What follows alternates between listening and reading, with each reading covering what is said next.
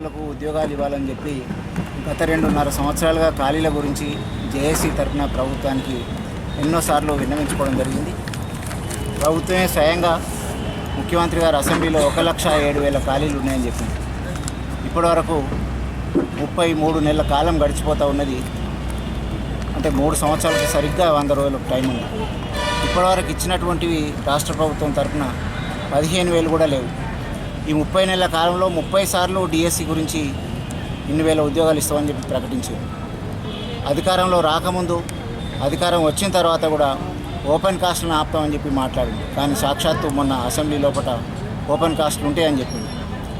ఈరోజు గత ప్రభుత్వాల మాదిరిగానే ఈ ప్రభుత్వం కూడా పరిపాలన చేస్తూ కనీసపు నిరసన తెలియజేసేటువంటి అవకాశం కూడా ఇవ్వకుండా పోవడం ఈ ప్రభుత్వానికే చెల్లింది. ఇది అప్రజాస్వామ్యమైనటువంటి విధానం. అందుకే ఈరోజు కోదండరాం సార్ గారు జిల్లా తిరుగుతూ అన్ని యూనివర్సిటీలు తిరుగుతూ నిరుద్యోగాల్లో ఉన్నటువంటి ఖాళీలను వెంటనే భర్తీ చేయమని చెప్పింది. ఉద్యమం నడిచిందే 3 ముఖ్యమైనటువంటి విషయాల మీద: నీళ్ళు, నిధులు, నియామకాలు. నీళ్ళు మనం ఉపయోగించుకునే అవకాశం మనకు దక్కింది, అధికారం వచ్చింది కాబట్టి. అదేవిధంగా గతంలో మొత్తం తెలంగాణలో వచ్చినటువంటి రాబడినంతా కూడా ఆంధ్ర ప్రాంతంలో ఖర్చు పెట్టి కేవలం 20-30% ఇక్కడ ఖర్చు పెట్టేవారు.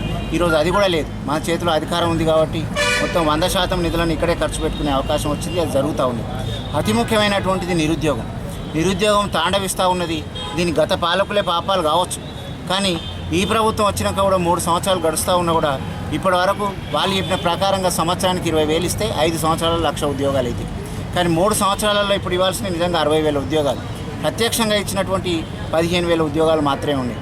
అందుకోసమే 3 సంవత్సరాలు ఆగిన తర్వాత ఉద్యోగాలు ఇవ్వాలని చెప్పి ప్రకటనలు అడుగుతూ ఉంటే, నివేదిస్తూ ఉంటే ఈరోజు పని కట్టుకొని కావాలని రెచ్చగొడుతున్నారని అబద్ధాలు ప్రచారం చేస్తూ ఉన్నారు.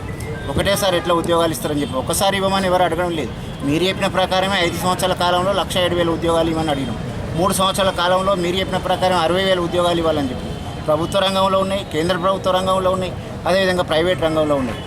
వీటిని పట్టించుకోకుండా కేవలం మిషన్ భగీరథ పేరుతోటి 60,000 కోట్ల రూపాయలు ఖర్చు పెట్టి లేని విషయాన్ని ముందర పెట్టి ప్రకటించినటువంటి, వాగ్దానం చేసినటువంటి దాన్ని పట్టుకోకపోవడం అనేది, నిరుద్యోగంలో ఉన్నటువంటి వాళ్ళకి తెలుస్తుంది. 35-40 సంవత్సరాల వరకు వయసు పెంచింది మీరే.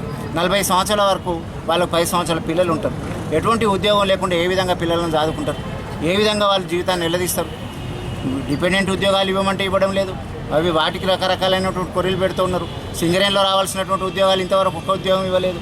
ఏదో ప్రభుత్వం ప్రకటించినటువంటి 3-4 వేల ఉద్యోగాలు తప్ప ఇవ్వాల్సినటువంటి ఉద్యోగాలు ఇవ్వకపోవడం వల్లనే ఈరోజు ఈ రకంగా మొత్తం అనిశ్చితి